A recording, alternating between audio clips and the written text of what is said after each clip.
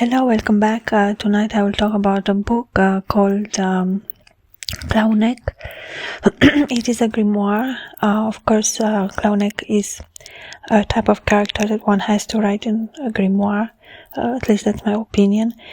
It is a spirit from the Ars Goetia, from the Book of King Solomon, or the Lesser Key of Solomon, which it almost say it's a book that radiates light. There's the element of the light as well. Of course, there are different books now that are part of occult knowledge, which is a type of knowledge that it is very elevated, very high quality, or very something in demand in the same way. No, the element of Clauneck represents the element of the money, of the value of things, of the gold, or of the success. No, it is saying, well, Clauneck is a king and is a rich king. This element of the richness. That we can see Clauneck on the picture now on the screen, and it shows that element of the metal, of the silver metal, at the same time of the gold. So there are these two very precious metals, very, very precious. The gold and the silver are two very precious metal, very special type of metals, with the highest value. It is something about the value of these metals as well, no? That we can see in the picture. We can see him wearing the necklace, no, with the silver and the gold around him, no, or the gold he carries. So he has that element of richness that we saw even in the other recordings where I speak about the different Baroque or different Renaissance or the different elements of his palace as well. It is a specific French-Italian, the idea of fresca, no? It's almost like the palace looks like a church, you know. It has these beautiful paintings on the walls, the chandelier. It is a very special type of home or place where Clauneck finds himself. It is his palace, it is his home, but it is made in this style of the Renaissance time or period, the Baroque that came after, no? The element of history, the element of beauty, the element of decoration, the element of Baroque, you know, the elements of the vegetal plane, the plants of flowers, with some absolutely like in details type of forms, no? So it's very it's created even after the Art Nouveau or the Jugendstil. There are different cities where you can see even architecture. Of course, this went even in sculpture, architecture, and different part of the art. Even the music, no, there's a certain type of music from that time as well, and that's pretty much, no, the environment of Clauneck, of that element of the king where he finds himself in that palace. In the same time, in my recordings, I talked about my belief that Clauneck comes from another place, that it is not his birthplace. He has a different origin. The element of the gold and the silver, I think, is quite important. It speaks about these two precious metals, no?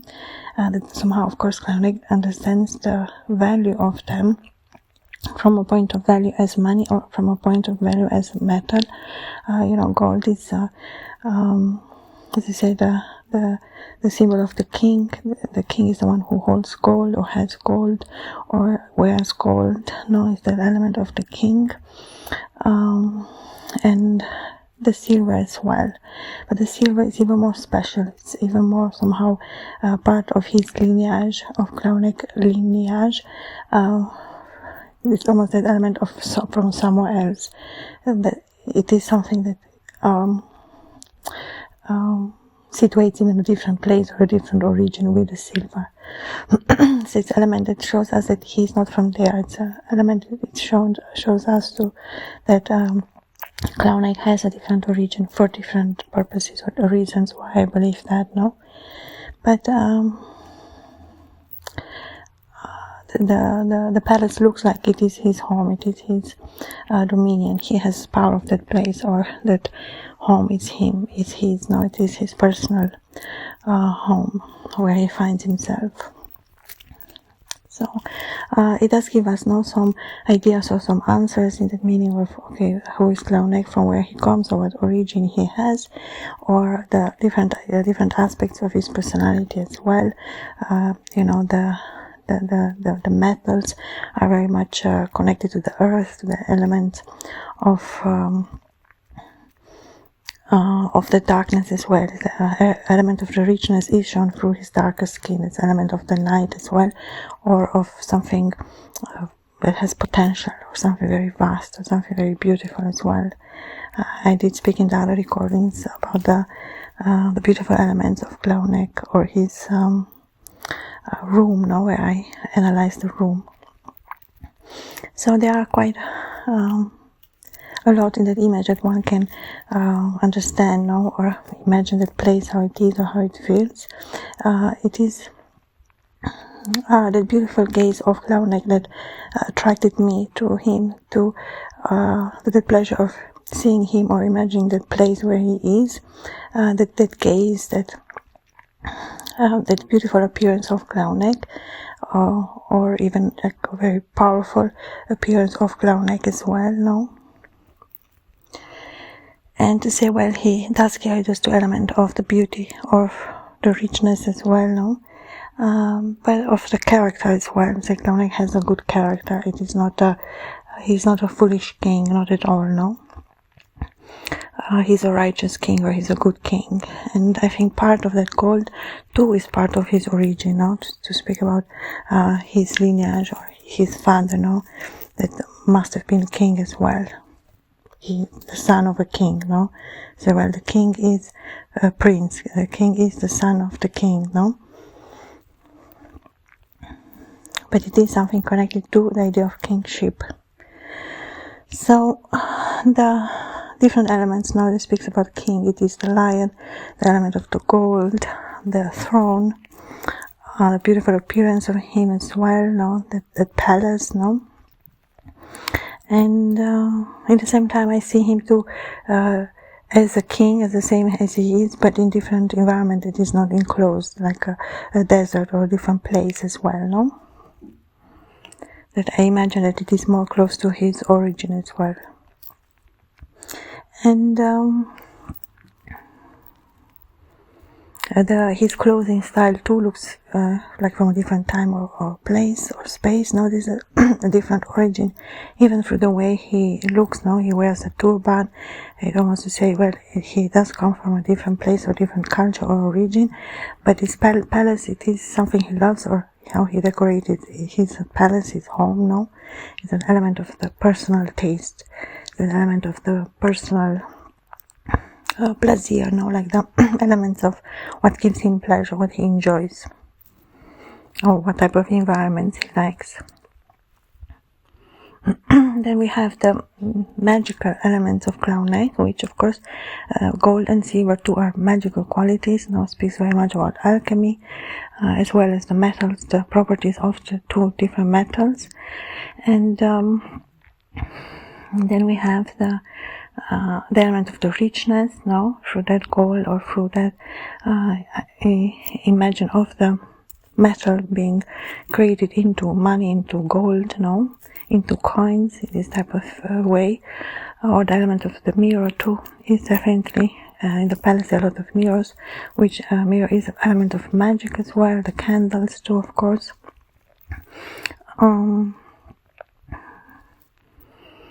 There are some symbolic, the turban, the number 8, or the two horns, or the roses, or the elements of the throne, So there are like a larger type of symbols in his representation as well.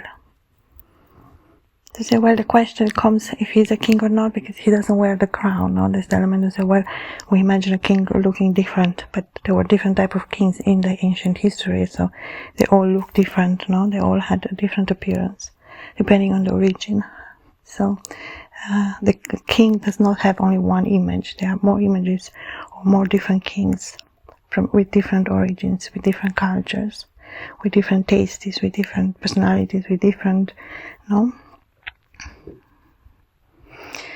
And in one recording I speak about the name of Clauneck, where I analyze the name. It has a very beautiful sound to it. I really love his name, Clauneck. It's very difficult to say the original, but well, I did speak about the French or Italian elements of his personality or of his taste. There is that element of the Baroque, as I said, of Renaissance, which are connected to these two countries, or the two different elements too, which is connected to the Romans. Of course, that comes from a different older part of the history, or the Greeks, no? Those elements came through as well. So there is a interesting part.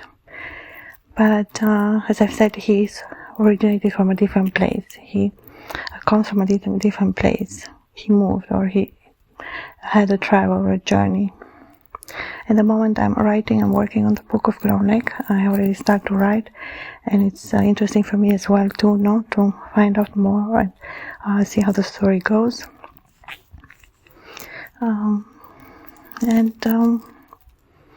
We spoke once about the colors, the different colors, the deep red blue or the deep red, that element of that very royal, very strong, bloodline, because the red represents blood as well, in the meaning of the genealogy or the lineage of Clauneck. And then we have the element of blue, which is the royal element of the blue blood, to say his origin is royal, is of royal descent. That's what the two colors mean. And the red, of course, is the color of the king, always, Red and blue as well are representative of the element of the king. And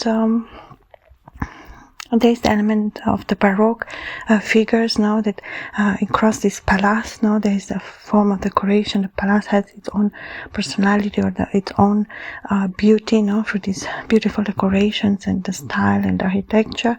And then these rooms and hallways full with mirrors and full of candlelight. It does create a very special atmosphere that's very much connected to the magic of Clauneck as well.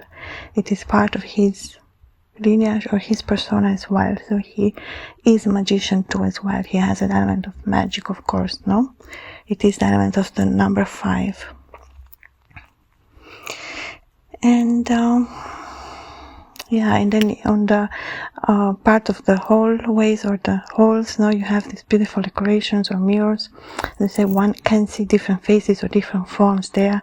It is a magical palace. That's how I imagine it. It's a palace where spirits live, where it is connected something about like afterlife, or the meaning that the spirits are freely to reside there and enjoy that palace. That it is part of the king. That's like one interpretation can be, but there is the element of, it is not only Clauneck there, even if you don't see no one else.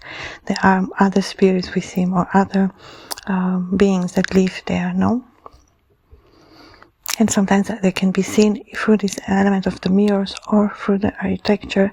There are different elements somehow that come to life, or different forms or different shapes. It is very much about the shape, the form. Even the mirrors have this Baroque style, It does very much speak about that time as well. And Clauneck does carry the element of music. Of course, every magician is a master of music as well. It is almost to say the second language. Music is a form of expression that is even more elevated in a way, that normal language in an artistical way. Of course, normal language is essential, but the music aspect, or of the instrument or piano, or the different sounds, or pleasurable music that he likes to enjoy, is very much on this French Baroque style, or Italian. There is the element of the opera, or something very musically very beautifully formed, or more the classics. Very much speaks about the classics. And other element about Clauneck It's a beautiful element of the darkness. What I find very beautiful in him, he has dark luscious hair, no?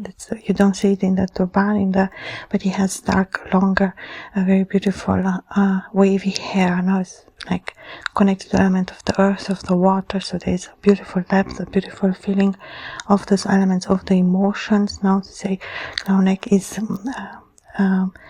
moved by emotion as well, no? He enjoys the higher arts or the higher parts of life, no? It's that element of beauty, of richness, that element of the earth as well, the richness of the earth, no? It speaks about the metals or the things that the nature is able to create, that beautiful power of nature, but at the same time, in the palace you see that nature is not there, no? It is outside, it is a palace that is, one doesn't really know what is around it or what is outside. We don't have, we see only the inside, no? But it seems like the whole hallway is very, very long, that it goes very long, it is a very big, very huge palace as well. And if you want to listen to the other recording where I talk about Clauneck, you do have the playlist link in the description box below, and I do speak about other grimoires of mine, the different characters or spirits from the Ars Goetia. If you're interested, you can check that link of my channel, and there you can see my playlist. So there is other parts of my books that I have already written where I speak about that element of the writing or the character or the book, and in this case for Clauneck it's a little bit different because I didn't write the book yet, no? It's almost like I'm showing how I'm preparing or thinking about the character, or how I'm developing the story, the interest of creating something from an idea or a form of inspiration, and then the creation of it into a book. Thank you so much for listening. Until next time, bye.